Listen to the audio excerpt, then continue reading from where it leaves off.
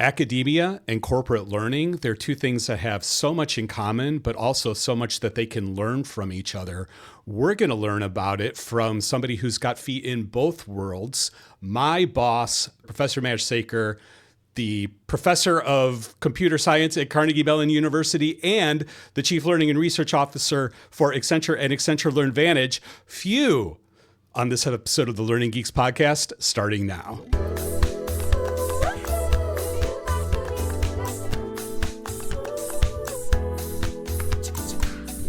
Hello, welcome everybody. Hello, Mr. Bob. Hey, Jake. Welcome. Hey, Maj. Welcome to the Hi. podcast. Thank you. Thank you for having me. Yeah. We're glad you're here. I'll jump in and ask the quick. I'm going to jump in and ask this first, just really quickly, because Dana and Jake and I were texting about this. Have you guys gone to see Captain America yet? No. Nope. I had tickets and then just failed to go. So. Yeah, I might go tonight, but I don't know if you can see behind me. See my new virtual pinball machine that is open. Yeah. It's open because it was DOA. And so we diagnosed that I've got to get a new, they're sending me a new power supply. So I'm hoping the power supply comes today, and then I get to put on my real geek hat and get in there with a screwdriver and do a little open heart surgery on the new virtual pinball machine. So that I saw your thing. I used to. I think I just sold it not too long ago. I had a 500 watt power supply that was like perfectly fine. I think that's what you need, correct? Free. Okay. Yeah, it is. Yeah. They're sending it to me for free, so it's all good. So I haven't seen Captain America yet, but last night I had a few extra hours, and I thought I haven't watched Doctor Strange, the kind of the origin story, the first for a one? while. Yeah. Oh yeah. And so I rewatched that. It's really good. It's really good. It's really good. The second one went a little crazy, but the first one was. It's good story development, good character development. Yeah. So yeah. I'm hoping Captain America doesn't disappoint. I hope so too. It's kind of funny because my expectations have been set low, but then I always think when my expectations are low, I usually like it. So now my expectations are back up again, and now I need to tell myself I'm lowering them. Just to read some reviews and exactly. Exactly. Mine as of right now are very low. So right, your expectations. My expectations are very low. They always have been, honestly. Since I saw the first teaser, I thought it looks like the budget was kind of cut, or at least they did a lot of reshoots. So something. Right. All right. Well, we should dive in because we have, like I said, my relatively new boss. It's been a few months, but my boss. So. In another world, he could have been your guy's boss too. Before Jake retired. Well, Jake didn't retire. He went to work for McKinsey. Dana retired. Jake went to work for. Well, we know at McKinsey, you guys, it's basically like being retired, right? Because you guys really don't. I see all those memes. But anyway. Just a reminder, you guys, and especially Jake, remember, we have your boss on this podcast a lot too. And in fact, we do. I have gone out to lunch with her. We plan to do that a little more regularly. So be on your best behavior, please, guys. We will. Okay, we won't dig up any old stories about Bob. Yeah, exactly. No. Thank you. We'll keep those to ourselves. I need them. Well, we won't bring them up here. We'll just this little book. We'll just email them to you. Yeah, there we go. That's great. I'll send you an upload link. Yep. Yeah. So, Mash, we are really glad that you're here today. We've been looking forward since I met you to having you on the Learning Geeks, even before you took on the role of CLO for Accenture proper. Maybe let's start. I gave you a little bit of an introduction by giving all your job titles at the beginning, but maybe you could just start and share a little bit about your professional career and your journey to where you are now and what you're doing, what your role is. Sure. First, thank you for having me on. I'm delighted, and I've been looking forward to this for a long time. And Bob exaggerates the title. We work together, and we work together very well, and it's just been a pleasure. So I've been with Carnegie Mellon. I'm approaching my 19th year, and I've had a variety of roles within Carnegie Mellon. Carnegie Mellon is an amazing place. It's where the future gets invented and designed, and it's just I think there's a lot of about what happens here that is very attractive in terms of just being in this crucible of thought leadership. And I'm in the School of Computer Science and the Computer Science department. Just to give you an idea, we were like one of the first schools of computer science, and we have like 280 computer science faculty members. Wow. And so you can imagine the domain. We have the world experts here. It's just a wonderful place to be, and it's quite addictive to be in that environment. And so I teach courses in the areas of cloud computing, and data science, and similar domains. And we do a lot of research in that domain as well. But my primary area of interest is workforce training and workforce training at scale. And how do we make an impact, and how do we address some of the big problems in emerging technology areas? So these are areas that are rapidly evolving. And as you know, with AI being one of them, now I hear that the cycle is down to 2 weeks in terms of you better be paying attention so that you don't start falling behind. Yeah. It's nuts. So we have quite a large lab at CMU, the TEAL lab, the Technology for Effective and Efficient Learning. So effectiveness is important and efficiency is important. And those are two things that at Accenture we talk about a lot. And so that's been the research that we do at the TEAL lab. And within CMU, we have developed the SAIL platform, the Social and Interactive Learning Platform. And we run experiments, and we've made SAIL available to many community colleges across the nation in teaching emerging technology courses in cloud computing, data science, data engineering, and machine learning AI, as well as some intro CS IT classes. So with a lot of research, and what drives us here at Carnegie Mellon is the impact that we make. That's like the litmus test of how can you influence the world. And so we do work at the national scale, and sometimes we work at the international scale. And I've had a relationship with Accenture doing some executive training, and then the opportunity came up of, can you help us with workforce training within Accenture? And the question was, can we do it from within Accenture rather than as a research partner? And that was the first time we started investigating how do we make this happen. And it was quite a lot of creative thinking that allowed us to make it work. And here we are. And after I joined Accenture, and primarily I joined the Accenture Learn Vantage, which is the external facing workforce training service that's gaining a lot of momentum and a lot of attention globally. Because of the differentiated approach and the acquisition of Udacity and Award Solutions and many other high quality content providers. So we were doing a lot of work, and that's when I first met Bob. And then I was asked, would you be interested in expanding that role to be internal facing as well?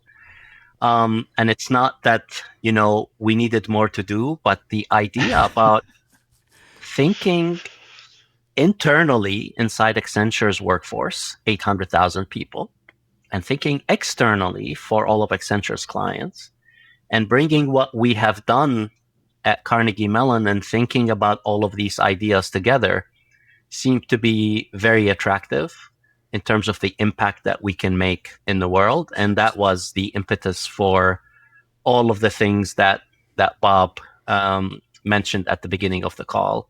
And it's been an absolute delight to be on the other side of academia and industry, learning a lot about how things work and how things need to happen. So it's been quite a learning opportunity for me also to be exposed to how the real world functions. Mm-hmm. So is it a culture shock of sorts? No, I mean, people are people, and people are very professional. Yeah. I mean, the environment at Carnegie Mellon is extremely wonderful. And I found the environment at Accenture is just very welcoming. I mean, you hear about the corporate culture and the cutthroat it's just not at all at Accenture. It was just a group of wonderful individuals, very motivated, committed to the success of the organization. And what more do you want in terms of being in the mindset of, can we invent the future of workforce training together and make an impact in the world? And so a lot of support, a lot of enablement, a lot of, yes, let's do it. And at least let's think about it and see what's the right thing to do. And so it's been quite the journey. The most challenging thing is just making sure everything keeps moving forward, because there are lots of responsibilities. So if you think about workforce training from what you did prior to your role now, is it easier, or like what's the differences between what you were doing in academia to here? Is it something that you like to focus more on it's more on the application? You have your internal people, you have clients. I mean, what's the key difference there on the workforce training bit from academia to now? Jake, it's such a good question, because in academia, you run the experiment, and if you gather enough data and then you can support your hypothesis, then you publish the paper, and then you think about your next experiment. Now, luckily at the Teal Lab, we're very much embedded with all of our partners, be they community colleges or government organizations and whatever. And we tell them at the beginning that we are an experimental lab. So we will offer you all of this training opportunity and all of these things, but we are running experiments. So what I'm trying to say there is, even within the Teal Lab, we had to worry about being production ready and but of course it's still a research endeavor, and it's research quality code. Maybe that's the best way to say it. And when I came to Accenture, there are many things that I noticed, at least when I started talking to the clients, is that there's a lot of careful thinking, planning, and delivery that you have to think about. So we have to be as innovative as you want to be. You also have to be quite meticulous and pay attention to the details and make sure that what we are offering will meet the client's objectives. One thing that we prioritize at Accenture is, it's not only delivering the service, but also measuring the impact of the outcomes. And so, Jake, if you think about that, it's very hard, right? Well, that's actually one thing I'm wondering about, because in my role, and I know Bob's in the same, and Dana was too, when I do experiments, the hardest thing is measuring, because of all the variables that exist across various teams. So I always find that very hard. So yeah, so we have decided, like intentionally, Bob can tell you, we made a commitment to ourselves that we're gonna move away from metrics that don't measure the effectiveness of it. And so what we call it, Bob, is ROI, right? We're trying to simplify it even down to say, has this training investment, did it really give you a return on what you have invested in terms of time, resources? And by time, I mean the time of your people invested in doing the training. And typically what you notice is that people have access to learning resources. These learning resources are an ocean of courses. And then these guys know how deep that ocean is at Accenture. Yeah, well, what I was thinking is, it's deep not only at Accenture, but then there's also all of the other resources. Everywhere. For sure. Yeah, for sure. I remember doing a cleanup of that ocean at one point. Yeah. And it turns he thought he was cleaning up the ocean. Turns out he was just in a little bay. That's all it was, I'm sure. Yeah. A pond. And so now let's put ourselves in the mindset of the learner, right? You open up the catalogs of all of the different services that you have access to, and you put in keywords, and you get like tens, if not hundreds of courses. Where do you invest your hours? which ones are going to give you the best ROI so that you can go back to your job and do what you have to do. And so we decided that to be very intentional about doing that and doing that right. And so that's something that we are trying to make part of the DNA in terms of learning and workforce training at Accenture, internally and externally, that we want to identify the metrics that matter and see how we can measure them. And in the beginning, if we don't have the metrics, do we have proxies to the metrics? Because sometimes it's hard to get there right away. But we shouldn't not measure anything. We should still attempt to measure something so that we are training ourselves and our muscle memory that we are moving in the right direction. And so, Jake, that was a long answer. I don't know if I answered your question. No, you did. You did. Yeah. I mean, like I said, I find I have worked with individuals who are they currently in academia or have made the transition. And even myself, when I think of like, how do we take our innovations and what we're trying to test, how do we prove that it is making an impact? One, because there's a lot of variabilities, and two, what are you connecting it back to? So if you think, like you said, typical common metrics that we've always used in learning development, which are widely published among this profession about how they're ineffective, but it's also very, very hard to track it back. So that's why I was curious. So definitely, because there's so many other things you have to factor out, right? Exactly. I mean, there's all kinds of influences that help people get their job done more effectively. Whether it's the person sitting next to you or who knows. Somehow you have to figure out how to factor those things out. Yeah. In order to get to, are you really driving to tie value? Right back? Yeah, exactly. Yeah, and that's the tricky part. That's why I think getting to true ROI has long been the holy grail of the corporate learning field. Being able to say, I spent this much money and this is the money that I'm getting back. But focusing on getting closer, on trying to achieve that goal of knowing that and being able to demonstrate that we're actually adding value, we're changing behaviors to deliver on a business strategy. That's really what we have to all be about. Question for you, Majd. So you do a lot of research at Carnegie Mellon. How has that research mindset, has it been fostered or hindered at Accenture? I have to wear two hats. I have to wear my Carnegie Mellon hat, and then when I take it off, I have to wear my Accenture hat. But you can't help but be influenced by the demands of the real world. And so the demands of the real world is slowly influencing the types of questions that we ask at Carnegie Mellon. And so I'll give you an example just to make it real. The attention span of individuals is definitely getting shorter and shorter. And so this is a main driver in the corporate training world. While in academia, we still have courses and semesters and everything is locked down. Community colleges are creative. They have half-day courses, one-day courses, and Saturday courses, and 2-week courses and a semester. So they've had to evolve pretty rapidly, but the rest of higher ed has not. In industry, maintaining the attention of the learner in this fast-moving world where everyone is oversubscribed is extremely hard. And so what is the right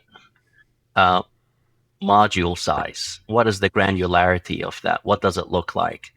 And how do you maintain the attention of the learner given the different modalities of training? So if they're learning on their own, there's no social pressure, attrition is high, and engagement is low. And if they're learning with other human beings in the same cohort, then there's some social pressure to show up. It's like, showing up to the gym when you're meeting someone. And so how do we start to influence the self-paced learning? Because there are lots of benefits to it. People can learn on their own time. They can choose what they want to learn. They can ask any question they want and not feel the social pressure of, did I ask a silly question? And so there are many benefits there, but it's not, the engagement level is low. And so we've been thinking about the level of granularity, the engagement with AI agent. What should you do when, so that you can, so that has, so now when I'm at Carnegie Mellon and we're talking about research questions, whether I like it or not, this comes to the top, and I say, hey, how do we maintain the attention of the learner in this world where people are not necessarily in courses and in semesters? While you have the attention of the learner, how do you maintain it? And then when you let them go, how do you reach a high sense of accomplishment at the end of it so that they come back? And so thinking about these things is definitely influencing the types of questions that we ask while we are debating what are our next set of questions that we want to go after at Carnegie Mellon. Yeah, when you say that, what comes to mind is I kind of wonder if there's an opportunity for a learning social media influencer.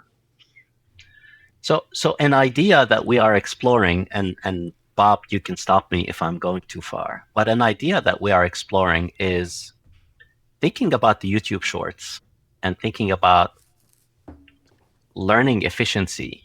So learning efficiency is, I don't know, Bob, if it's a term that we all use at Accenture, but how do you measure the hours invested and did they achieve the desired outcome? And how do you minimize these hours with time? And how do you maintain the attention span of the learner? And how do you help guide them through the different learnings that they might want to pursue? And so we are exploring this idea of a TikTok or a short that leads to something a little bit longer, that could lead to something a little bit longer and deeper, that you can navigate between those as you see fit. So you can start with a short, and then you're like, yeah, this is interesting. I would like to learn more. And then you can dive deeper through maybe something that's 3 to 12 minutes. And then you can, if you want deeper, you can go to a 1 hour, and then you can back up and say, where's my next pathway? And that's something that's, Bob's team is building the experiments around how do we build those pathways and how do we start to measure their effectiveness at driving people to make informed selections as to what they should do next versus the marketing video that the instructor gives you at the beginning to tell you what this class is about. And I think it's probably an interesting idea that will yield some interesting outcomes. But one of the things that's great about the work that we're doing there is we're really diving in to figure out what is it that makes these things work. Right. So the parallel that I would draw is if, I think a lot of our audience remembers about probably 15 years ago when I think it was Dan Pink with his book Drive. And they did the video that was the telestration, right? That was the first thing that a lot of people saw of the marker drawing on the board and illustrating what he was saying. And all of a sudden, everybody thought, wow, this is great. The secret is a video of a guy drawing on the board. And they wound up making a bunch of terrible, terrible learning videos because the key wasn't the drawing. The drawing was nice, but the writing was important. Like at the end of the day, it was about the content. Content was king. It wasn't the form, right? Mm-hmm. And so Maj suggested, a little bit ago, like why don't we look at doing kind of TikTok or YouTube short style learning? And my first reaction is, well, we've tried that. We've made a few runs at it because and it didn't work because we were going in with the position. What made these work is that they're short. They're just like little minute videos, or maybe they're like, vertical videos. And instead we took the time to research what are the techniques that influencers actually use to capture people's attention, to make them sticky. And let's try doing that. So that's what we've been doing. We've been experimenting with all of these different hooks on how to make them engaging. And we're about to unleash our first set into the wild. So we'll let you know how those experiments go. It's very exciting. Are you calling them Learn Talks or Tick Learns? We are calling them TikTok. We're not calling them TikTok. See, I got stumbled. We're calling them TQ Short Bites. So TQ short Okay. bites. yeah, you guys are Yeah. familiar with our TQ program, TQ, yeah. technology quotient. So we're aligning it with that. That's interesting. I mean, I fully agree, and I think this has been tested well enough where the form in which you deliver your content it's more on the content and how you package that rather than the form. And I mean, we know the story of Pixar during the Pixar days when Toy Story became a thing, everyone rushed to say we need to create animated or computer animated movies. And think about how many flops there were because the stories were just bad. Right. But then they realized, again, people broke it down and realized what it was that really drove people to want to, to watch these movies, and what got them. And they realized it was the story structure, how they did it, that formula. And yeah, it would be great to hear how that formula is working for those that are really good in like shorts and TikTok style videos. Yeah. Very exciting. Yeah, Bob and team have a breakdown of the dopamine inducing changes that need to happen so that you keep watching in a TikTok, and then they've translated that to what should that look like for a learning short. And that's Bob, I watched the library that you sent me yesterday. They all look great. Great. So I'm going to take that as sign off then. them. So we're ready to launch because you were the last one to. So Yeah. Thank you everybody for listening to us do a little business here. That's great. Yeah, Okay, that winds up our podcast. That's what Bob's objective was, just get sign off on this project. Yeah, that's it. Thanks, everybody, for because I joining. needed him to sign off on this before the end of the weekend. Absolutely. No, thank you. That's great. That's really excited. Majd, we're starting to run towards the end of our time, and I'm thinking, knowing that the bulk of our audience are people who are in the field of corporate education, what other insights have you gotten as you've pivoted more into that field? What other practical tips might you give somebody in our audience to how they can think differently, or what else they can change to do a better job?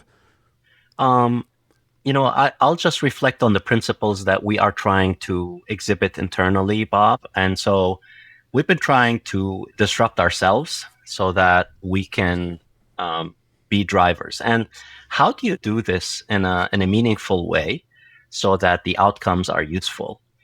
And so what percentage of what you do should be an experimental exploration?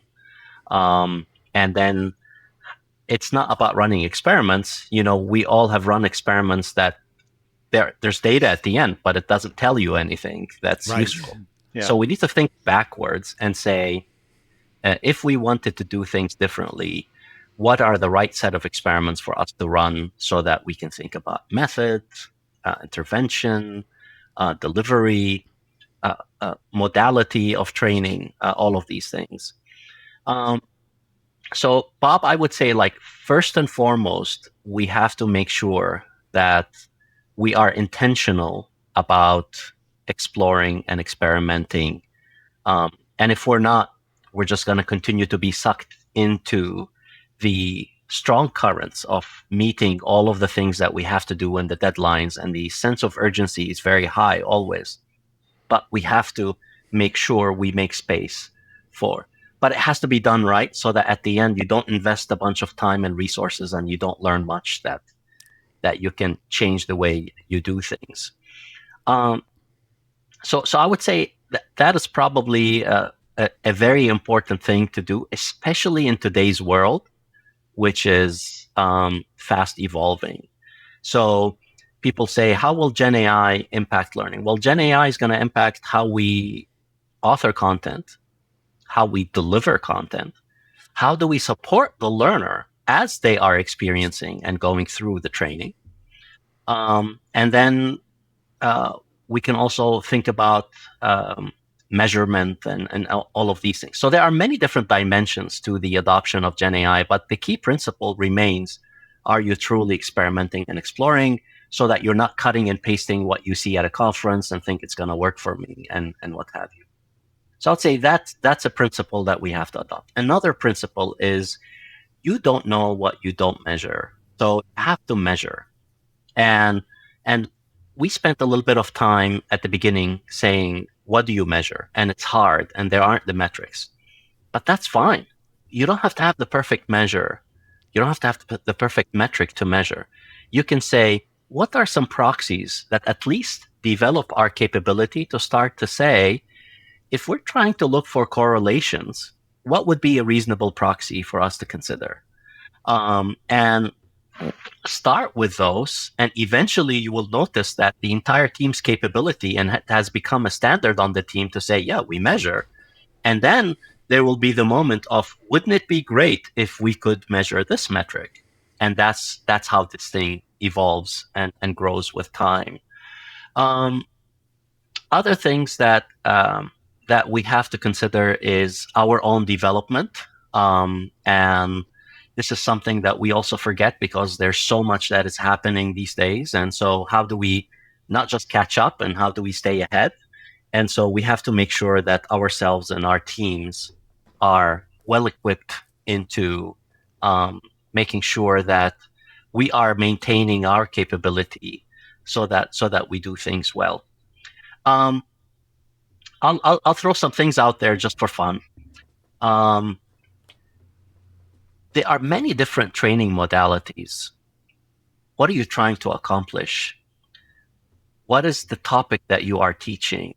And how do you create that mapping between these two? If you're teaching foundational skills, if you're teaching introductory skills, there are well-known methods that you could use for that.